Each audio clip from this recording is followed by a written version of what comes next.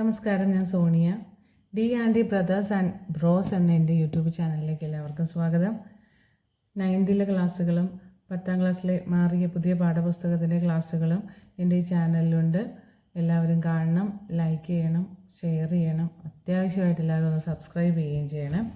അപ്പോൾ കേരള പാഠാവലിയിലെ 2-3 ക്ലാസ്സുകൾ ഞാൻ ഇട്ട് കഴിഞ്ഞു. അടുത്തത് അടിസ്ഥാന പാഠാവലിയിലെ ആദ്യത്തെ ഭാഗം തുടങ്ങാമെന്ന് വിചാരിക്കുന്നു.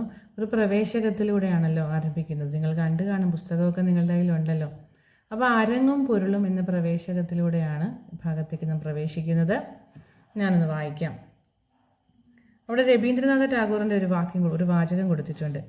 കല ആനന്ദമാണ്, ആ ആനന്ദം പ്രകാശം പോലെ സർവവ്യാപിയുമാണ്. അതാണ് ഇവിടെ കൊടുത്തിരിക്കുന്ന പ്രവേശകം. ഒരു ചിത്രം കൊടുത്തിട്ടുണ്ട്.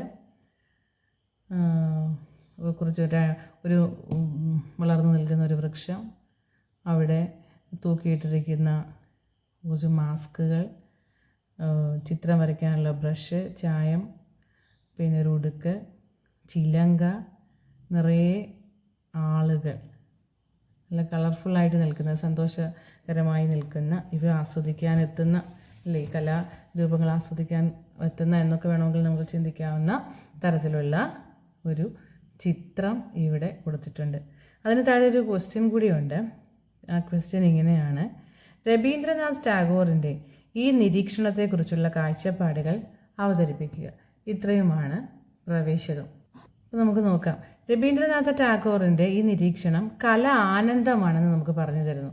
കല ഏതായാലും, നാടകമായാലും സിനിമയായാലും അതൊരു ഗാനമായാലും ഒരു കവിതയാണെങ്കിലും അല്ലേ, കല എന്ന് പറയുന്നത് മനുഷ്യന് ആനന്ദം പ്രദാനം ചെയ്യാനുള്ളതാണ് അല്ലേ. അത് കാലങ്ങളായി അങ്ങനെ തന്നെയാണ് അല്ലേ. നാടൻ പാട്ടുകളിൽ നിന്നൊക്കെ, അതായത് വരമൊഴിയാകുന്നതിന് മുമ്പ് വാമൊഴിയായി പറഞ്ഞ് പഴകിയ നാടൻ പാട്ടുകൾ എന്തിനു വേണ്ടിയാണ്? ജോലിഭാരം ലഘൂകരിക്കാൻ വേണ്ടിയിട്ട് പണ്ട് വയലേലകളിലും പണിയെടുക്കുന്ന മനുഷ്യർ ചൊല്ലി പറഞ്ഞ് പാടി പഴകിയ നാടൻ പാട്ടുകൾ ഉൾപ്പെടെ എല്ലാ സാഹിത്യ രൂപങ്ങളും അല്ലെങ്കിൽ എല്ലാ കലകളും മനുഷ്യൻ്റെ ആനന്ദത്തിന് വേണ്ടിയാണ് അല്ലേ. അന്ന് അവർ നാടൻ പാട്ടുകൾ പാടിക്കൊണ്ട് അവരുടെ ജോലികൾ ചെയ്തിരുന്നത് ജോലിയുടെ ആയാസം ലഘൂകരിക്കാൻ വേണ്ടിയാണ് അല്ലേ. നമ്മുടെ മനസ്സിൻ്റെ ഒരുപാട് ടെൻഷൻ ഉണ്ടാകുമ്പോൾ ഒരു കോമഡി സിനിമ കാണാമെന്ന് നമ്മൾ വിചാരിക്കുന്നു. എന്തിനു വേണ്ടി? ആനന്ദത്തിന് വേണ്ടി. ദുഃഖിക്കാൻ വേണ്ടി നമ്മൾ ആരെങ്കിലും പോകാറുണ്ടോ അങ്ങനെ അല്ലേ? എനിക്ക് വല്ലാത്ത ദുഃഖം തോന്നും. ദുഃഖത്തിൽ നിന്നും കരകയറാൻ വേണ്ടിയിട്ട്, സന്തോഷത്തിന് വേണ്ടിയിട്ട് നമ്മൾ കലകളെ ആസ്വദിക്കുന്നു. എല്ലാ കലകളും അങ്ങനെ തന്നെയാണ് അല്ലയോ. അല്ലാതെ ദുഃഖം വേണമെന്ന് പറഞ്ഞ് നമ്മൾ ആരെങ്കിലും ദുഃഖം ഇരുന്ന് വാങ്ങാറുണ്ടോ? ഇല്ല. അപ്പോൾ രവീന്ദ്രനാഥ ടാഗോറിൻ്റെ ഈ നിരീക്ഷണം എന്ന് പറയുന്നത്, കല എന്ന് പറയുന്നത് ആനന്ദമാണ്. ആ ആനന്ദവോ പ്രകാശം പോലെ സർവ്വവ്യാപിയുമാണ്. പ്രകാശം എന്ന് പറയുന്നത് സർവ്വവ്യാപിയാണ് അല്ലേ.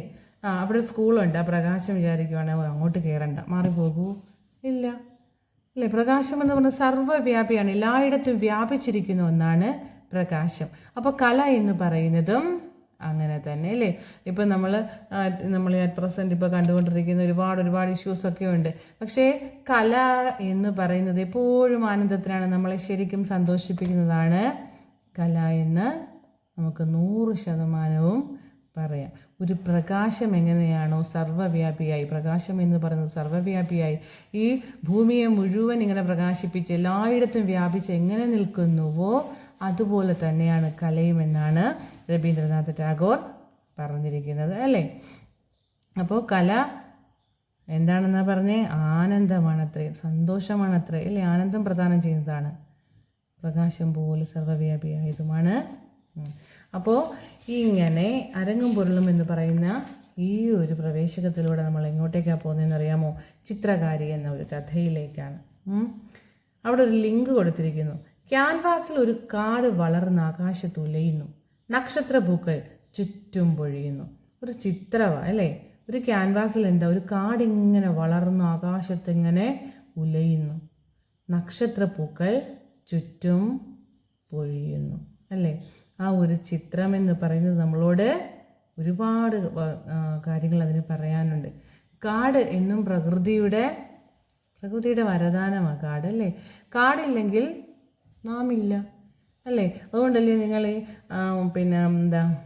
ജൂൺ 5-ാം തീയതി പരിസ്ഥിതി ദിനാഘോഷം നടത്തുമ്പോൾ എല്ലാവരും അല്ലേ വെറുതെയെങ്കിലും പറയത്തില്ലേ ചെടി എവിടുന്നെങ്കിലും പിഴുത് അത് എങ്ങോട്ടെങ്കിലും കുത്തിവെക്കുന്നതായിട്ട് സെൽഫി എടുക്കുന്നു, ചെടിയെ കെട്ടിപ്പിടിച്ചെടുക്കുന്നു, പിന്നെ അങ്ങനെ വിവിധ ക്രിയകൾ നമ്മൾ നടത്തും. അല്ലെങ്കിൽ എവിടെയെങ്കിലുമൊക്കെ മരം നട്ട് വളർത്തും. പിന്നെ നിങ്ങൾ ആലോചിക്കണം അതിനെ നിങ്ങൾ സംരക്ഷിക്കാറുണ്ടോ എന്ന്. അപ്പോൾ നമുക്കൊരു ഉദ്ദേശമുണ്ട് അല്ലേ, ഇവിടെ നല്ല പച്ചപ്പ് നിറഞ്ഞതാക്കി മാറ്റണം. എൻ്റെ ഭൂമിയെ, പച്ചപ്പ് നിറഞ്ഞിരുന്ന എൻ്റെ ഭൂമിയെ ഞാൻ കുറച്ച് കാലത്തേക്ക് വെട്ടി നശിപ്പിച്ച് ആകപ്പാടെ അവളുടെ നിറത്തെ ഞാൻ കെടുത്തി വച്ചിരിക്കുകയായിരുന്നു. അവിടെ നിന്ന് ഞാൻ വീണ്ടും തുടങ്ങി ഭൂമിയെ പച്ചപ്പിലേക്ക് തിരിച്ചു കൊണ്ടുവരാൻ ശ്രമിക്കുന്നു.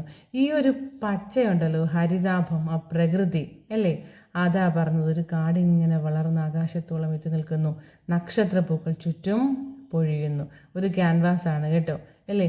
നമ്മുടെ ഈ കാട് എന്ന് പറയുന്നത് നമ്മളെ മനസ്സിലും വളർന്നു വരണം അല്ലേ, എങ്കിൽ മാത്രമേ പ്രകൃതിയെ സംരക്ഷിക്കാൻ സാധിക്കുകയുള്ളൂ. കാടിങ്ങനെ വളർന്നു നിൽക്കുമ്പോൾ ആകാശത്തിങ്ങനെ പൂക്കൾ വിടർന്നു നിൽക്കുക, നക്ഷത്രങ്ങൾ സന്തോഷത്തോടു കൂടി അല്ലേ, ഭൂമിക്ക് ജലം നൽകുവാൻ വേണ്ടിയിട്ടും ആകാശം ഇങ്ങനെ ഒരുങ്ങി നിൽക്കുക. ഒരുപാട് കാര്യങ്ങൾ അതിൻ്റെ പിന്നിലുണ്ട് അല്ലേ. അപ്പോൾ പരിസ്ഥിതിയുമായി ബന്ധപ്പെട്ട ഒരുപാട് കഥകളും ഗാനങ്ങളും ഒക്കെയാണ് നിങ്ങൾക്ക് അങ്ങോട്ട് പഠിക്കാനുള്ളത്. പരിസ്ഥിതിയെ സംരക്ഷിക്കുക എന്ന് പറയുന്നത് നാളെയുടെ നമ്മളുടെ ഓരോരുത്തരുടെയും നിലനിൽപ്പിന് അത്യാവശ്യവുമാണ്. അപ്പോൾ ചിത്രകാരി എന്ന് പറയുന്ന ഒരു കഥ, ഈ കഥ എഴുതിയിരിക്കുന്ന ആരാണെന്ന് അറിയാമോ? അത് ഷാഹിന ഇ കെ എന്ന് പറയുന്ന ഒരു കഥാകാരിയാണ്. ഷാഹിന ഇ കെ നിങ്ങൾ എപ്പോഴെങ്കിലും വായിച്ചിട്ടുണ്ടോ? എന്തെങ്കിലും കഥകൾ വാരികകളിലൊക്കെ നിങ്ങൾ എപ്പോഴെങ്കിലും ശ്രദ്ധിച്ചിട്ടുണ്ടെങ്കിൽ കണ്ടിട്ടുണ്ടാവാം. അപ്പോൾ 2015 ഇടശ്ശേരി പുരസ്കാരം നേടിയ ഷാഹിന ഇ കെയാണ് നമ്മുടെ ഈ കഥ എഴുതിയിരിക്കുന്നത്. ചെറുകഥാകൃത്തുക്കളിൽ ശ്രദ്ധേയയാണ്. പിന്നെ മലപ്പുറം ജില്ലയിലെ പെരിന്തൽമണ്ണയിലാണ് ഈ മാഡത്തിന്, സ്വദേശിയാണ്, അവിടെയാണ് താമസിക്കുന്നത്. ഹയർ സെക്കൻഡറി അധ്യാപിക കൂടിയാണ്. ഒരു 17ാമത്തെ വയസ്സിൽ ഈ മാം എഴുതിയ ഒരു കഥയാണ് നമുക്ക് പഠിക്കാനുള്ളത്. അനന്തപത്മനാഭൻ്റെ മരക്കുതിരകൾ എന്ന് പറയുന്ന കഥാസമാഹാരത്തിലെ ഒരു കഥ. 17ാമത്തെ വയസ്സിൽ, നമ്മൾ ആലോചിക്കണം, 17ാമത്തെ വയസ്സിൽ എഴുതിയ ഒരു കഥയാണിത്. അപ്പോൾ മിക്കവാറും എല്ലാ കഥകളും തന്നെ ചില സ്ത്രീത്വത്തിന് കൂടെ നിൽക്കുന്ന, സ്ത്രീത്വത്തിൻ്റെ അല്ലെങ്കിൽ സ്ത്രീകളുടെ അവസ്ഥാന്തരങ്ങളോടൊപ്പം നിൽക്കുന്ന കഥകളാണ് നമ്മുടെ കഥാകാരിയുടെ പല കഥകളും അങ്ങനെയാണ്. ഷാഹിന ഇക്കയുടെ കഥകളുടെ ഒരു പൊതു സ്വഭാവം എന്ന് പറയുന്നത് സ്ത്രീ മനസ്സുകളുടെ ആഴങ്ങളിലേക്ക് ഇറങ്ങിച്ചെല്ലുന്ന അന്വേഷണമാണ്. ആസുരമായ കാലത്തിൻ്റെ ചോരക്കണ്ണുകൾക്ക് മുന്നിൽ പകച്ചു നിൽക്കുന്ന ഒരു പെൺമനസ്സ് ഇവരുടെ എല്ലാ കഥകളിൽ നിന്നും നമുക്ക് വായിച്ചെടുക്കാം. ഒറ്റ വാക്കിൽ പറഞ്ഞാൽ പുതിയ കാലത്തിൻ്റെ പെൺവ്യാകുലതകളുടെ പുസ്തകമാണ് ഈ അനന്തപത്മനാഭൻ്റെ മരക്കുതിരകൾ. ഇതിനകത്ത് നിരവധി കഥകളുണ്ട്, പറ്റുമെങ്കിൽ അവയൊക്കെ ഒന്ന് വായിച്ചിരിക്കണം. അപ്പോൾ സ്ത്രീത്വത്തിന് നേരെ പിടിച്ച അല്ലെങ്കിൽ സ്ത്രീകളുടെ മനസ്സുകളെ കാണാൻ സാധിക്കുന്ന ഒരു കണ്ണാടിയായി നമുക്ക് കഥാകാരിയുടെ പല കഥകളെയും വ്യാഖ്യാനിക്കാവുന്നതാണ്. അപ്പോൾ നല്ലൊരു കഥയാണ്, ഞാനത് വായിച്ച് ചാനലിൽ ഇട്ടിട്ടുണ്ട്, അതെല്ലാവരും കേൾക്കണം. അതോടൊപ്പം ഈ പാഠഭാഗം നമുക്ക് പഠിക്കാം. ഉറക്കമുണർന്ന് അയാൾ എത്തുമ്പോഴേക്കും ഫിസ്സ അവളുടെ ക്യാൻവാസിൽ മഞ്ഞ നിറങ്ങളുടെ ഒരു വിസ്മയം സൃഷ്ടിച്ചു. പല ദിശകളിലേക്ക് മാറി മാറി ചലിച്ചുകൊണ്ടിരിക്കുന്ന ബ്രഷിനൊപ്പം മഞ്ഞയുടെ പേരിട്ട് വിളിക്കാനാവാത്ത ചില അനുഭവങ്ങൾ പച്ചകളുമായി ഇടകലർന്നു. വരയ്ക്കുമ്പോഴൊക്കെ ഹാഫിസ് പിറകിൽ നിന്ന് തുറച്ചു നോക്കുന്നതും അഭിപ്രായങ്ങൾ പറയുന്നതും അവൾക്ക് ഒട്ടും ഇഷ്ടമായിരുന്നില്ല. നീ എന്താ വരച്ചു കൂട്ടണേ? അവളുടെ അനിഷ്ടങ്ങൾ അറിയാമായിരുന്നിട്ടും അയാൾ ചോദിച്ചിരുന്നു. അപ്പോൾ ഇവിടെ ഒരു പെൺകുട്ടി ഒരു ചിത്രം വരയ്ക്കുകയാണ്. ക്യാൻവാസിൽ മഞ്ഞ നിറങ്ങളും പച്ച നിറവും ഒക്കെ ഇങ്ങനെ വാരിച്ചേറി നല്ല ചിത്രങ്ങൾ വരച്ചുകൊണ്ടിരിക്കുന്നു. അവളുടെ ഭർത്താവായ ഹാഫിസ് പിറകിൽ നിന്ന് തുറച്ചു നോക്കുന്നത് അവൾക്കൊരിക്കലും ഇഷ്ടമല്ല. അവളുടെ പിറകിൽ നിന്ന് ഭർത്താവ് ഇങ്ങനെ തുറച്ചു നോക്കുക ചിത്രങ്ങളിലേക്ക്. ഹാഫിസ് ഇങ്ങനെ നോക്കുന്നത് അവൾക്ക് ഇഷ്ടമേ ആയിരുന്നില്ല. കാരണം എന്താണെന്നറിയാമോ? അയാൾ ചോദിക്കുന്നത് ഇങ്ങനെയാണ് പലപ്പോഴും, നീ എന്താ വരച്ചു കൂട്ടണേ? അത് ആസ്വദിക്കുമല്ല, അല്ലെങ്കിൽ കുറ്റങ്ങൾ കണ്ടുപിടുത്താനും അല്ലെങ്കിൽ അവളെ ഇങ്ങനെ നിരാശയിലേക്ക് വീഴ്ത്താനും അല്ലേ, അങ്ങനെയൊക്കെ മാത്രമാണ് അയാൾ ഇങ്ങനെയുള്ള ചോദ്യങ്ങൾ മാത്രമാണ് ചോദിക്കാറുള്ളത്. 4-5 വരയും കുറിയും ഇതൊക്കെ ആർക്കാ പറ്റാത്തേ ചോദിക്കും. വളരെ നിസ്സാരപ്പെടുത്തിക്കൊണ്ടാണ് ഭാര്യയോട് സംസാരിക്കുന്നത്. 4-5 വരയും കുറിയും വരച്ചു കൂട്ടുന്നതിന് ഒക്കെ ആർക്കാ ഇപ്പോൾ പറ്റാത്തത് അല്ലേ, ഇങ്ങനെ ചോദിക്കുന്നുണ്ട്. അതൊക്കെ പക്ഷേ വർഷങ്ങൾക്ക് മുമ്പാണ്. ഇങ്ങനെയൊക്കെയുള്ള അഭിപ്രായ പ്രകടനങ്ങൾക്കൊടുവിൽ അവളുടെ നിശബ്ദത എല്ലായ്പ്പോഴും അയാളെ തോൽപ്പിച്ചു കളയും. ഇങ്ങനെ എന്ത് ചോദിച്ചാലും ഉണ്ടല്ലോ അവളൊന്നും അനങ്ങാറില്ല, മിണ്ടാറേയില്ല. ഈ നിശബ്ദത അയാൾക്കങ്ങ് വല്ലാത്ത തോൽവിയായിട്ട് അനുഭവപ്പെടുന്നത്. പിറകിൽ വന്നു നിന്നിങ്ങനെ കുത്തിയുള്ള വർത്തമാനം അവൾക്ക് ഇഷ്ടമേ അല്ല. അവൾക്കത് ഇഷ്ടമല്ല എന്നറിഞ്ഞുകൊണ്ട് തന്നെ അയാൾ വീണ്ടും വീണ്ടും അതിനെക്കുറിച്ച് തന്നെ സംസാരിച്ചു കൊണ്ടിരിക്കും. അവളുടെ ഇഷ്ടക്കേടിനെ അയാൾ ഇഷ്ടപ്പെടുന്നു. അവളെ എങ്ങനെയും ശല്യം ചെയ്യുക എന്നത് മാത്രമാണ് അയാളുടെ ലക്ഷ്യം. അപ്പോൾ വർഷങ്ങൾക്ക് മുമ്പ് കല്യാണം കഴിഞ്ഞ് ഇവിടെ എത്തിയ സമയത്തുണ്ടായിരുന്ന ചില ജാടകൾ, അതായത് ഇയാളിങ്ങനെ അഭിപ്രായ പ്രകടനങ്ങൾക്കൊടുവിൽ അയാൾ കുറച്ച് കാര്യങ്ങൾ പറയും, പക്ഷെ അവൾ നിശബ്ദമായിട്ട് അങ്ങനെ ഇരിക്കും, ഒന്നും പറയത്തില്ല. അത് അയാളങ്ങ് തോൽക്കുന്ന പോലെ, അയാളങ്ങ് തോൽപ്പിക്കുന്നത് പോലെ അയാൾക്ക് തോന്നുന്നത്. ഹാഫിസ് ഓർക്കുക, എല്ലാവരും കൂടുമ്പോഴും വർത്തമാനം പറഞ്ഞിരിക്കുമ്പോഴും അവളുടെ പെട്ടെന്നുള്ള എണീറ്റ് പോക്ക്. ചിലപ്പോഴൊക്കെ കുടുംബത്തിൽ എല്ലാവരും കൂടി ഇരുന്ന് വർത്തമാനം പറയുന്ന സമയത്ത് ഇവളങ്ങ് എഴുന്നേറ്റ് പോകും. അല്ലെങ്കിൽ ഒരു ശ്രദ്ധയും കാണിക്കത്തില്ല, ഈ വർത്തമാനത്തിലൊന്നും ഒരു ശ്രദ്ധയും കാണിക്കത്തില്ല പെൺകുട്ടി. എന്നിട്ടൊരു നോട്ട്ബുക്ക് തുറന്നിട്ട് എന്തൊക്കെയോ അവിടെ ഇങ്ങനെ കുറിച്ചിടും. പിന്നെ തിരികെ വന്ന വലിയ സന്തോഷത്തിലാണ്. കുറിക്കുന്നതോ പൂറിയിടുന്നതോ എന്തെന്ന് അയാൾ ഒരിക്കൽ പോലും നോക്കാൻ പോയിട്ടില്ല, അവൾ കാണിച്ചിട്ടുമില്ല. നമുക്ക് നമ്മുടെ ജീവിതത്തിൽ നമ്മുടെ കൂടെ അല്ലേ വരികയാ കഥാകാരി. നമ്മൾ എപ്പോഴും ഒക്കെ എവിടെയൊക്കെയോ കേട്ട അല്ലെങ്കിൽ അനുഭവിച്ച കഥയാണെന്ന് നമുക്കങ്ങ് തോന്നും. കാരണം ഇവിടെ നടക്കുന്ന കഥ തന്നെയാണ് കഥാകാരി കഥയിലൂടെ പറയുന്നത്. കൂട്ടത്തിൽ കൂടാൻ എന്താടാ ഒരു ഇരുത്, ഒരിക്കൽ ഉമ്മ ചോദിച്ചു. മറ്റുള്ളവരെ കണ്ട് പറയിക്കാൻ ആൾ കൂടുമ്പോഴാണ് അവളുടെ വരയും കുറി. ഉമ്മയ്ക്ക് അങ്ങോട്ട് തീരെ പിടിക്കുന്നേ ഇല്ല അല്ലേ. ഉമ്മ ആരുടെ അമ്മയാണ്? ഹാഫിസിൻ്റെ അമ്മയാണ്, അമ്മായിയമ്മയാണ് അല്ലേ. അവരിങ്ങനെ പറയും, എന്താടാ ആളുകൾ കൂടുന്ന സമയത്ത് ഇവൾക്കൊരു എഴുന്നേറ്റ് പോക്കും ഒരു വരയും കുറിയും ഒക്കെ എനിക്കിങ്ങോട്ട് തീരെ പിടിക്കുന്നില്ല ഇത് കേട്ടോ, ആളുകളെ കൊണ്ട് പറയിക്കാൻ. അടുപ്പത്തെ പണി പഠിക്കാണ്ട് പറ്റൂല വിസേ. ഒരിക്കൽ ഉമ്മയ്ക്ക് ആ ദേഷ്യം അങ്ങോട്ട് അടക്കാൻ പറ്റാഞ്ഞിട്ട് അടുത്ത് ചെന്നിട്ട് മൂക്കുച്ചിനോട് പറഞ്ഞു, അടുപ്പത്തെ പണി പഠിക്കണം, അല്ലാണ്ട് പറ്റത്തില്ല കേട്ടോ. വെള്ളത്തിൽ കുതിർന്ന ബ്രഷ് പതിയെ കുടഞ്ഞ് അവളപ്പോൾ പറഞ്ഞു, ഞാൻ പണിയൊക്കെ തീർത്തിട്ടാ ഉമ്മ. അതുപോരാ, ഉമ്മ അവൾക്ക് മുന്നിൽ വന്ന് നിന്നു. അനക്ക് കലത്തപ്പം ചുടാൻ അറിയോ? ഇല്ല. ചുക്കപ്പം ചുടാവോ? ഇല്ല. ബിരിയാണി വയ്ക്കുമോ? അവളുടെ നിശബ്ദതയിൽ നിന്ന് ഊർജ്ജമെടുത്തൊരു തോൽപ്പിക്കലിൻ്റെ ഭാവത്തോടെ ഉമ്മ പറഞ്ഞു, അടുപ്പത്തെ പണി ഒരു കടലാ വിസേ, അതങ്ങോട്ട് തീർന്നു എന്ന് പറയാൻ പറ്റുമെങ്ങനെ?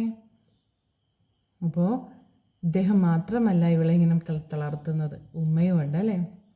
ഉമ്മ ഇടയ്ക്കൊക്കെ അടുത്ത് വന്ന് ചോദിച്ചത്ര, ഒരു ദിവസം ചോദിച്ചു, എന്തുവാ അടുപ്പത്ത് പണിയൊക്കെ തീർത്തോ, അതൊക്കെ പഠിക്കണ്ടായോ? അപ്പോൾ അവൾ വളരെ സൗമ്യമായി പറഞ്ഞു, അതൊക്കെ ഞാൻ തീർത്തു. എന്ത് തീർത്തു എന്ന്? അപ്പോൾ മറ്റ് ചില കാര്യങ്ങൾ കൂടെ ജയിക്കാനെന്നോ വെണ്ണം എടുത്തിട്ടു. കലത്തപ്പം ചുടാൻ അറിയത്തില്ലല്ലോ, ബിരിയാണി ഉണ്ടാക്കത്തില്ലല്ലോ. ഇതൊക്കെയാണ് നമ്മൾ പഠിക്കേണ്ടത് കേട്ടോ. പണി അടുപ്പത്തെ പണി എന്ന് പറഞ്ഞൊരു കടല, അതങ്ങോട്ട് തീർന്നു എന്ന് പറയാൻ പറ്റത്തില്ല. എൻ്റെ പെയിൻ്റടി പോലൊന്നും അല്ല കേട്ടോ, ഇതൊന്നും പെണ്ണുങ്ങൾക്ക് പറ്റിയ പണിയല്ല. ഇങ്ങനെയൊക്കെ അവളെ ഇങ്ങനെ എത്രത്തോളം തകർക്കാമോ അത്രത്തോളം തകർത്തുകൊണ്ടേയിരിക്കുന്നു. അല്ലെങ്കിൽ നാളെ മുതലൊരു കാര്യം ചെയ്യാം, ഞങ്ങളെല്ലാവരും കൂടി ഇവിടെ വന്ന് നിന്നെപ്പോലെ വരയ്ക്കുകയും കുറിക്കുകയും ചെയ്യാം, നാളെ മുതലൊന്നും കഴിക്കേണ്ടെന്നല്ലേ ഉള്ളൂ. അങ്ങനെ ആ ഒരു ജയിച്ച മനോഭാവത്തോടു കൂടി ഇത്രയൊക്കെ പറഞ്ഞിട്ട് അവർ നടന്നകലുന്നു. പക്ഷേ നനഞ്ഞ കണ്ണുകൾ കൊണ്ട് തൻ്റെ ഭർത്താവിനെ അവൾ നോക്കുന്നു. കണ്ണുകളിൽ നിറഞ്ഞു നിൽക്കുന്ന കണ്ണുനീരോടുകൂടി തൻ്റെ ഭർത്താവിനെ ഒന്ന് നോക്കുമ്പോൾ അതങ്ങ് തീർത്തും അവഗണിച്ചുകൊണ്ട് അയാൾ നഖങ്ങൾക്കുള്ളിൽ ചെളി അടർത്തി കളയുകയായിരുന്നു. അവിടെ കുട്ടിയുടെ വര നിൽക്കുകയാണ്. പിന്നെ കുറേ കാലത്തേക്ക് അവൾ വരയ്ക്കാനും കുറിക്കാനും ഒന്നും പോയിട്ടില്ല. ആ പല കോലത്തിലുള്ള ബ്രഷും ചായങ്ങളും മിണ്ടാതിരുന്നുള്ള വരയും എഴുത്തും ഒന്നും ഇപ്പോൾ കാണുന്നില്ല. പക്ഷെ പെട്ടെന്നൊരു ദിവസം അവൾ ഈ ബ്രഷ് തിരികെ എടുക്കുന്നു, ചലിപ്പിക്കുന്നു, ചിത്രങ്ങൾ വരയ്ക്കുന്നു. ഇതൊക്കെ കണ്ടപ്പോൾ ഉണ്ടല്ലോ ഇയാൾക്ക് ഹാഫിസ് ഇങ്ങോട്ട് വന്നിട്ടൊന്ന് മുരടനക്കി, ഞാനിവിടെ വന്നൊന്ന് അറിയിക്കാം. പക്ഷേ അവളൊന്നും പറഞ്ഞില്ല. 10 മണിക്ക് എനിക്കൊരിടത്ത് പോകണം ഇയാൾ പറഞ്ഞു. ഇവൾ അനങ്ങുന്നില്ല. അസഹ്യതയോടെ പലതും തിരയുന്നു. അവിടെ അങ്ങനെ കസേരയൊക്കെ വലിച്ചു മാറ്റുന്നു, ശബ്ദങ്ങളുണ്ടാക്കുന്നു. എന്നിട്ട് അവളെ ഒളിഞ്ഞു നോക്കുന്നുണ്ട്, ഇവളെന്നെ ശ്രദ്ധിക്കുന്നുണ്ടോ? അയാളൊന്നും ചെയ്യുന്നില്ല, അവൾ ശ്രദ്ധിക്കുന്നേ ഇല്ല. അയാൾ പലതും ചെയ്യുന്നുണ്ട് അവിടെ. അപ്പോൾ അയാൾ എന്തൊക്കെയോ ഇവൾ വരച്ചിടുന്നു, അയാൾക്കൊന്നും പിടികിട്ടുന്നതേയില്ല. അയാളൊന്നും നോക്കാനും പോകുന്നില്ല, നോക്കിയിട്ടൊന്നും പിടികിട്ടിയില്ല. ഓരോ തവണ അവൾ ബ്രഷ് ചലിപ്പിക്കുമ്പോഴും തെളിഞ്ഞു വരുന്ന പുതിയ അനുഭവങ്ങൾ. അതല്ലാതെ അതിനകത്തെങ്ങും കഴമ്പൊന്നുമില്ല എന്ന് അയാൾ വിചാരിക്കുന്നു. ഫിസയോ അയാളെ വിട്ട് നോക്കിയതുമില്ല. അവളുടെ വീട് നിറയെ ചിത്രങ്ങളായിരുന്നു. പണ്ടത്തെ കാര്യം അയാൾ ഓർക്കുക. പണ്ട് ഫിസയുടെ വീട്ടിലേക്ക് ചെല്ലുമ്പോൾ ആ വീട് നിറച്ച ചിത്രങ്ങളായിരുന്നു, പല തരത്തിലും വലിപ്പത്തിലും ഒക്കെയുള്ളവ. തറവാട് വീടിൻ്റെ കോലായ ചുമരിലും ഇരുപ്പ് മുറിയിലും കൂടെ കണ്ടിരുന്നു ചിലതൊക്കെ. നമ്മൾ ആളുകളെ സ്വീകരിച്ച് ഇരുത്തുന്ന മുറിയിൽ കൂടെ കുറേ ചിത്രങ്ങളൊക്കെ വരച്ച് വെച്ചിരിക്കുന്നത് കാണാമായിരുന്നു. ഓള് നന്നായി വരയ്ക്കും, പിന്നെ കുറച്ച് എഴുത്തും വായനയും, അവളുടെ ഉപ്പ പറഞ്ഞു അല്ലേ. അപ്പോൾ യാഥാസ്ഥിതികനല്ലാത്ത ഒരു മനുഷ്യൻ തൻ്റെ മകള് വരയ്ക്കും. പെണ്ണ് കാണാൻ വന്ന ദിവസം പറഞ്ഞതാ, എൻ്റെ മോള് നന്നായിട്ട് വരയ്ക്കും, മാത്രമല്ല കുറച്ച് എഴുത്തും വായനയൊക്കെ അവൾക്കുണ്ട് കേട്ടോ. കല്യാണം ഉറപ്പിക്കാൻ പോകാമെന്ന് പറയുമ്പോഴും അവൾ പറയുക ഞാൻ വര നിർത്തത്തില്ലെന്ന്. കല്യാണം ഉറപ്പിക്കുമ്പോഴും അവൾ പറഞ്ഞു അത്രേ, ഉപ്പ പറയുക വര നിർത്തത്തില്ലെന്ന്. അതിനിപ്പോൾ എന്താ, അവൾ വരച്ചോട്ടെ, അവൾ കൈയുണ്ടല്ലേ. ഹാഫിസിൻ്റെ ഉപ്പ ആ ലക്ഷ്യം പറഞ്ഞു, നമ്മൾ വരച്ചോട്ടെ, അവിടെ കൈയുണ്ടല്ലേ വരയ്ക്കുന്നു, ഞങ്ങളാരും തടസ്സമൊന്നുമല്ല. നമുക്ക് എന്താ അതിന് പണി, ഓള് വരച്ച. ഹാഫിസിൻ്റെ ഉപ്പ പറയുക. ഫിസാന്ന് വെച്ചാൽ എന്താ അർത്ഥം? ഇടയ്ക്ക് കിട്ടിയ ഒരു നുറങ്ങ് നേരത്ത് ഹാഫിസ് ചോദിച്ചു.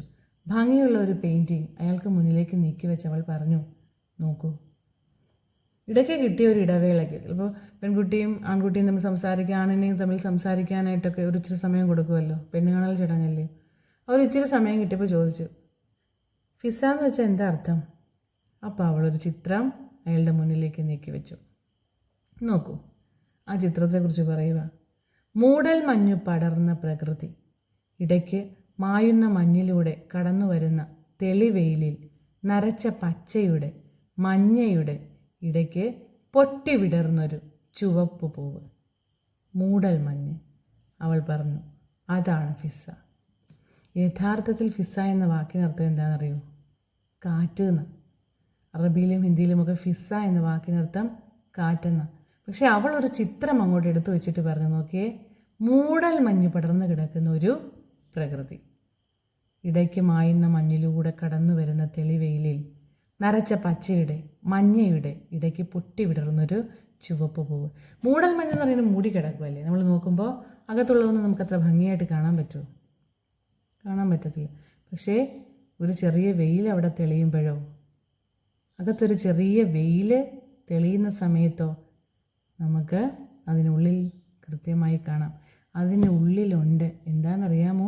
ചുവപ്പ് പൂവ്, ഇടയ്ക്ക് പൊട്ടി വിടർന്നു നിൽക്കുന്ന ഒരു ചുവപ്പ് പൂവ്. ചുവപ്പ് എന്ന് പറഞ്ഞാൽ എവിടെ നിന്നാലും കാണാം അല്ലേ. നമ്മൾ ഊർജ്ജസ്വലതയുടെ രക്തത്തിൻ്റെ നിറമാണ് ചുവപ്പ്. പിന്നെയോ ചില രത്നങ്ങളുടെ നിറവും ചുവപ്പാണ്. എവിടെ നിന്നാലും നമുക്ക് കൃത്യമായി പെട്ടെന്ന് ഐഡൻറ്റിഫൈ ചെയ്യാൻ പറ്റുന്ന നിറമാണ് ചുവപ്പ് അല്ലേ. ചോരയുടെ നിറമാണ് ചുവപ്പ്. അങ്ങനെ ഒരു ചുവപ്പ് അകത്തിങ്ങനെ ഒരു ചുവപ്പ് പൂവ് നിൽക്കുന്നു. അതായിരുന്നു ചിത്രം. അവൾ വരച്ച ചിത്രമാണ്. അവൾ പറഞ്ഞേ ഫിസ എന്ന വാക്കിനർത്ഥം അവൾ പറഞ്ഞു കൊടുത്തത് എന്താണെന്നറിയോ? മൂടൽ മഞ്ഞ് അല്ലേ. ഉള്ളിൽ സൗന്ദര്യം മുഴുവൻ അടക്കി വെച്ചിരിക്കുന്ന, അല്ലെങ്കിൽ ഒരു വെളിച്ചം വീണാൽ ഉള്ളിലെ സൗന്ദര്യം മുഴുവൻ പുറത്തേക്ക് കൊണ്ടുവരാൻ പറ്റുന്ന, അല്ലെങ്കിൽ അകം നിറയെ സൗന്ദര്യമുള്ള ആ ഒരു ചിത്രം ഇവിടെ എൻ്റെ സ്വത്വമായി അല്ലേ, തൻ്റെ സ്വത്വമായി, താൻ അതാണ് എന്നാണ് ഇവളിവിടെ പറയുന്നത്, ഈ പെൺകുട്ടി പറയുന്നത്. മൂടൽ മഞ്ഞ്, അവൾ പറഞ്ഞു, അതാണ് ഫിസ. ഈ പ്രകൃതി ഈ ചിത്രം കാണിച്ചിട്ടാണ് പറയുന്നത് അല്ലേ. അപ്പോൾ അവൾ എന്താകുന്നു? ഫിസ എന്ന വാക്കിനർത്ഥം കാറ്റ് എന്നങ്ങ് പറഞ്ഞു കൊടുക്കുകയല്ല ചെയ്തത്. അവളെ ആവിഷ്കരിച്ചിരിക്കുന്നത് ഇങ്ങനെയാണ്. ഞാൻ ഇതാണ്, ഞാൻ കാറ്റല്ല, മൂടൽ മഞ്ഞാണ്. അതിനുള്ളിൽ ഒരുപാട് സൗന്ദര്യങ്ങളെ ഒളിപ്പിച്ച് വെച്ചിട്ടുള്ള മൂടൽ മഞ്ഞ് അല്ലേ. ചെറിയ വെയിലിൽ കാണുന്ന ചുവപ്പ് പൂവിന് ചെറിയൊരു വെയിൽ വന്നാൽ അല്ലേ, അപ്പോൾ അങ്ങനെ ഒരു സപ്പോർട്ട് ഉണ്ടെങ്കിൽ, അങ്ങനെ ഒരു വെളിച്ചം തൻ്റെ പിന്നെ ഉള്ളിലേക്ക് കടന്നു വന്നാൽ ഒരു പക്ഷേ താൻ ഇത്രയും നല്ല ബ്രൈറ്റായ ഒരു പൂവായി മാറും, നല്ലൊരു ചിത്രകാരിയായി താൻ മാറും എന്നൊക്കെയായിരിക്കും ഈ ചിത്രത്തിലൂടെ തൻ്റെ ആ ഒരു പേരിൻ്റെ അർത്ഥം അവൾ പറഞ്ഞു കൊടുക്കുന്നത്. ഒരുപാട് അർത്ഥതലങ്ങൾ നമുക്കിങ്ങനെ വ്യാഖ്യാനിച്ചെടുക്കാം അല്ലേ. ആ ഒരു പെൺകുട്ടി അവളെ അവതരിപ്പിച്ചിരിക്കുന്ന വരികളാണ്. അതൊരു നോക്കണേ, ഒരു 17 വയസ്സുകാരിയുടെ രചനയാണിതെന്നും നമ്മൾ ആലോചിക്കണം. അയാൾക്ക് ആകെപ്പാടെ വിസ്മയം തോന്നി, ഒത്തിരി അപകർഷവും. ഇങ്ങനെ ഒരു പെൺകുട്ടി അയാൾ ഒരിക്കലും പരിചയപ്പെട്ടിരുന്നില്ല. വെറുതെ കലപില പറഞ്ഞു പോകുന്ന പെൺകൂട്ടങ്ങൾ, അവരുടെ ഉടുപ്പുകൾ, വളകിലുക്കങ്ങൾ, ഒളിനോട്ടങ്ങൾ, ഫാഷനെയും സിനിമയും കുറിച്ചുള്ള വർത്തമാനങ്ങൾ, ആൺകുട്ടികളെക്കുറിച്ചും അതിലപ്പുറം ഒക്കെ പറയുന്ന ഒരുപാട് പെൺകുട്ടികളെ കണ്ടിട്ടുണ്ട്. പക്ഷെ വ്യത്യസ്തയായ ഈ പെൺകുട്ടികളെ കണ്ടപ്പോൾ അയാൾക്കൊരു അപകർഷതാബോധം തോന്നി, അല്ലേ? തന്നേക്കാൾ ഒരുപാട് മുന്നിൽ നിൽക്കുന്നതായി അയാൾക്ക് തോന്നി. അതൊരു ഈഗോയുടെ പ്രശ്നമായല്ലേ. ബാക്കി നമുക്ക് പുറകെ പറയാം. മൂടൽ മഞ്ഞ്, റബ്ബറിൻ്റെയും സ്വർണത്തിൻ്റെയും വിലക്കൈ ചിറക്കങ്ങൾ, നല്ല ഭക്ഷണം, ചിരിക്കാൻ വക തരുന്ന സിനിമ, അതൊക്കെ അയാൾക്ക് താല്പര്യമുള്ള വിഷയങ്ങളാണ്. പക്ഷേ ചിത്രങ്ങളും കവിതകളൊന്നും അയാൾക്ക് തീരെ താല്പര്യമില്ല. നിങ്ങൾ പറയാറില്ലേ, ഒരേ വൈബുള്ളവരെ ഒരുമിച്ച് പോകാൻ പറ്റത്തുള്ളൂ എന്നല്ലേ? അതാ ഇവിടെയും കാണുന്നത്. ഞാൻ കണ്ടിട്ടുണ്ട് നിൻ്റെ പെണ്ണിനെ കണ്ണൂർ വെച്ച് ഇൻ്റർസോണിന്. ഒരു സുഹൃത്ത് ഒരിക്കലും അയാളോട് പറഞ്ഞത്, ഇൻ്റർസോണിന് ഞാൻ പണ്ട് കണ്ണൂർ വെച്ച് നിൻ്റെ പെണ്ണിനെ കണ്ടിട്ടുണ്ട് കേട്ടോ. നന്നായി വരയ്ക്കുമായിരുന്നു, അവൾക്ക് തന്നെയായിരുന്നു ഇന്ന് 1ാം സ്ഥാനം. ആ വർഷം ചിത്രപ്രതിഭയുമായവൾ. ഒരുപാട് പേർ അവളെ അഭിനന്ദിക്കുന്ന കണ്ടിട്ടുണ്ട്. കുസൃതിയോടെ ഹാഫിസിൻ്റെ മുഖത്തേക്ക് പാളി നോക്കി അവൻ പറഞ്ഞു. ഒരു കുസൃതിയോടെയാണ് പറഞ്ഞത്. പറച്ചിലിൽ കാണും, ഓ എന്നിട്ട് ഇവൻ്റെ കൈകളിലാണല്ലോ ഈശ്വര അവൾ വന്ന് പെട്ടതെന്ന്, അല്ലേ? അവളുടെ കൈവിരലുകൾ കണ്ടിട്ടുണ്ടോ നീ? ഇവനതെന്താ പറയാൻ പോകുന്നതെന്ന് ആശങ്കപ്പെട്ടു അസഹിഷ്ണുതയോടെയും ഹാഫിസ് പറഞ്ഞു, ഇല്ല. ദൈവം തൊട്ട കൈവിരലുകൾ. അഭിപ്രായം എൻ്റേതല്ല ഹാഫി. അന്ന് ഞങ്ങളുടെയൊക്കെ ചിത്രങ്ങൾ കാണാൻ ആർട്ടിസ്റ്റ് മാധവൻ സാർ വന്നിരുന്നു. അദ്ദേഹത്തിൻ്റെ മാത്രമല്ല, അത്യാവശ്യം വാക്കുണ്ടെന്ന് തോന്നുന്നു കക്ഷിയുടെ കയ്യിൽ. പക്ഷേ ഭയങ്കര സൈലൻ്റ് ആയിരുന്നു, എപ്പോഴും എക്സ്ട്രീംലി സൈലൻ്റ്. എന്നിട്ടോ ദൈവമേ, ആ കലാകാരിയാണ് ഈ കച്ചവടക്കാരൻ്റെ മൂക്കുകയറിൽ. കുസൃതിയോടെ ആകുലത ഭാവിച്ച് അവൻ നെഞ്ചോട് കൈ ചേർത്തു. ഒക്കെയും തമാശയായി കരുതാൻ ശ്രമിച്ചെങ്കിലും ഹാഫിസിന് പെരുവിരൽ തൊട്ടൊരു ചൂടരിച്ചു കയറുന്നതായി തോന്നി. അത് മൂർധാവിൽ തൊട്ടു നിൽക്കും വരെ വല്ലാത്തൊരു പുകച്ചിൽ. അപ്പോൾ ഒരു സുഹൃത്ത് തൻ്റെ ഭാര്യയെ പുകഴ്ത്തി പറയുന്നത് കേട്ടപ്പോൾ അയാൾക്ക് വല്ലായ്മ തോന്നി. വളരെ സൈലൻ്റായ, മിടുക്കിയായ, നല്ല വാക്കുകളും കയ്യിലുള്ള ചിത്രകാരിയായ തൻ്റെ ഭാര്യയെക്കുറിച്ച് ഇത്രയൊക്കെ പൊക്കി പറഞ്ഞപ്പോൾ അയാളിങ്ങനെ വല്ലാത്തൊരു ആകുലതയൊക്കെ ഭാവിച്ച് കുസൃതിയോടെ എൻ്റെ ഭാര്യ അയാളുടെ മുന്നിൽ ചിലപ്പോൾ അഭിനയിക്കുകയായിരുന്നിരിക്കാം. പക്ഷെ അയാൾക്ക് ആകപ്പാടെ ശരീരമാകെ ഒരു ചൂടിങ്ങനെ പടർന്ന പോലെയാണ് തോന്നിയത്. അപകർഷതാബോധം. ഫിസയുടെ ബ്രഷ് ഇപ്പോൾ ഒരു കാട് തീർക്കുകയാണ് ക്യാൻവാസിൽ. മഞ്ഞപ്പച്ചകളുടെ മാത്രം കാട്. ഇടയ്ക്ക് അവ്യക്തമായൊരു വഴി. കാട് അങ്ങനെ പടർന്ന്. മോനെവിടെ? ഈ സമയത്ത് ഇപ്പോൾ കുറച്ചു കാലം ഉമ്മയുടെയും ഇദ്ദേഹത്തിൻ്റെയും ഒക്കെ വാക്കുകൾ സഹിക്കാൻ വയ്യാതെ അവൾ ചിത്രരചന നിർത്തിവെച്ചിരുന്നു. പക്ഷേ ഇടയ്ക്ക് വീണ്ടും തുടങ്ങിയിരിക്കുന്നു. ആ ചിത്രം വരച്ചുകൊണ്ടിരിക്കുമ്പോഴയാൾ പഴയ കാര്യങ്ങളൊക്കെ ചിന്തിക്കുന്നത്. അവളെ പെണ്ണ് കാണാൻ പോയത്, താൻ ഇന്നതാണ്, എൻ്റെ പേരിൻ്റെ അർത്ഥം ഇതാണ് എന്ന് കാണിക്കുന്ന ഒരു ചിത്രം എടുത്തു കാണിക്കുന്നതും അന്നേ അയാൾക്ക് തുടങ്ങിയത് അപഹർഷതാബോധവും, ഒരു കൂട്ടുകാരൻ ഇവളെക്കുറിച്ച് പുകഴ്ത്തി പറയുമ്പോൾ ഉണ്ടാകുന്ന അപകർഷതാബോധവും ഒക്കെ അയാളിങ്ങനെ ഓർത്തുകൊണ്ടിരിക്കുമ്പോൾ ഇവിടെ ഇവൾ വീണ്ടും ചിത്രം വരച്ചു തുടങ്ങി. മഞ്ഞ പച്ചകളുടെ മാത്രം കാട്. നമുക്ക് പ്രകൃതി ഭംഗിയ കഥാകൃത്ത് ഇവിടെ നമ്മൾ വീണ്ടും പ്രകൃതി ഭംഗിയിലേക്കാണ് കൊണ്ടുപോകുന്നത്. ഇടയ്ക്ക് അവ്യക്തമായൊരു വഴിയും കാണാം. കാടങ്ങനെ പടർന്ന് പോകുന്നു. മോനെവിടെ? നല്ലൊരു ചിത്രം വരച്ചുകൊണ്ടിരിക്കുന്ന അവളോട് ചോദിക്കുകയാണ്. അവൻ ഉണരാൻ നേരമായില്ലെന്നൊക്കെ അറിയാം, അല്ല അവളെ ഒന്ന് ശല്യപ്പെടുത്തുക, അതുമാത്രമായിരിക്കും അവളുടെ ലക്ഷ്യം. ചോദ്യത്തിൻ്റെ ലക്ഷ്യം ശരിക്കറിഞ്ഞ പോലെ ഫിസ അത് കേട്ടതായി ഭാവിച്ചില്ല. ബ്രഷിൻ്റെ ഗതിവേഗങ്ങളിലേക്ക് മാത്രം സാകൂതം നോക്കി തുടർന്നു. ഹാഫിസ് പൊടുന്നനെ അവളുടെ കൈവിരലുകളിലേക്ക് നോക്കിപ്പോയി. നീണ്ടു നേർത്ത കൈവിരലുകൾ, ദൈവം തൊട്ടവ. പൊടുന്നനെ ഒരു അസ്വാസ്ഥ്യം എന്തെന്നില്ലാതെ അയാളെ മൂടാൻ തുടങ്ങി. അസഹ്യതയോടെ വരാന്തയിലേക്ക് ഇറങ്ങി. അന്നത്തെ പത്രം എടുത്ത് നിവർത്തുമ്പോഴും അയാളുടെ ചിന്ത അവളുടെ ക്യാൻവാസിനെ കുറിച്ചായിരുന്നു. എന്തിനെന്നില്ലാതെ അയാളെ വല്ലാതെ അലോസരപ്പെടുത്തിയിരുന്ന, അപകർഷപ്പെടുത്തിയിരുന്ന അവളുടെ വര. ഇടയ്ക്കൊരിക്കൽ അവളുടെ ചിത്രങ്ങൾ കാണാനും എന്തൊക്കെയോ വിവരങ്ങൾ തിരക്കാനുമായി ആരോഗ്യ ചിലർ വന്നുപോയി. ഒരു എക്സിബിഷൻ നല്ലൊരു വഴി തുറന്നു തന്നേക്കും, അവർ പറഞ്ഞു. ഫിസ നല്ല ഉത്സാഹത്തിലായിരുന്നു. ഒരു താക്കീത് പോലെ അവനെ നോക്കി ഉപ്പ കടന്നു പോകവേ ഹാഫിസ് അവസാനം എന്നോണം അവളോട് പറഞ്ഞു, ഒരു പണ്ടാരവും വേണ്ട. അപ്പോൾ നോക്കണേ, ആകെപ്പാടെ അയാളെ അങ്ങ് അലോസരപ്പെടുത്തും. അയാൾ പുറത്ത് വന്നിരുന്ന് പത്രം വായിക്കാൻ പോകുന്നു. പക്ഷെ പത്രത്തിലല്ല, അയാളുടെ ശ്രദ്ധ മൊത്തം ഇവളുടെ ആ വരയില്ല. ഇടയ്ക്കൊക്കെ ആരൊക്കെയോ വന്നു പോകുന്നുണ്ടായിരുന്നു. ചിത്രങ്ങൾ ഒരു എക്സിബിഷൻ സംഘടിപ്പിക്കണം എന്നൊക്കെ ആളുകൾ പറയുമ്പോൾ അവൾ വലിയ ഉത്സാഹത്തിൽ നിൽക്കുന്നുണ്ട് അല്ലേ. ഇയാളും വലിയ താല്പര്യമൊന്നും ഇല്ലെങ്കിലും അങ്ങനെ നിൽക്കുമ്പോൾ ഉപ്പ അയാളെ ഒന്ന് തറപ്പിച്ച് നോക്കിയിട്ട് പോകുന്നുണ്ട്. അവരുടെ മനസ്സിലിതായിരിക്കും, പെൺകുട്ടികൾക്ക് പറഞ്ഞിട്ടുള്ളതല്ല അല്ലേ, നല്ല കുടുംബത്തിൽ പറഞ്ഞ പെൺകുട്ടികൾക്ക് പറഞ്ഞിട്ടുള്ളതല്ല ഇത് എന്ന് പറയുന്ന വിവരക്കേട് എന്നാണ് നമുക്ക് പറയാൻ പറ്റുന്നത് അതിനല്ലേ. അപ്പോൾ എന്തായാലും ആ താക്കീത് കേട്ടപ്പോഴേ അയാൾ പറഞ്ഞു, ഇവിടെ അങ്ങ് ഒരു പണ്ടാരവും വേണ്ട. അവൾ പ്രതികരിച്ചതേയില്ല. ഇപ്പോഴെന്ന പോലെ നിശബ്ദമായി അങ്ങനെ അങ്ങ് പോയി കളഞ്ഞു. ഈ മിണ്ടാതിരിക്കലാണ് ഏറെ വെറുപ്പിക്കുന്നത്, ഹാഫിസ് മനസ്സിൽ പറഞ്ഞു. ചിത്രം വരയുന്നവർ മിണ്ടാറില്ലേ, മിണ്ടിയ വര തെറ്റുമോ?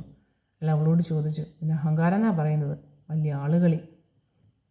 അയാൾ പറഞ്ഞു, എന്താ വരയ്ക്കുന്നവരാരും മിണ്ടത്തില്ലയോ? വലിയ ആളുകളി, അഹങ്കാരം എന്നാ അതിന് പറയുന്നത്. ഒരു ചായ വേണം എനിക്ക്, ഒരു ചായ.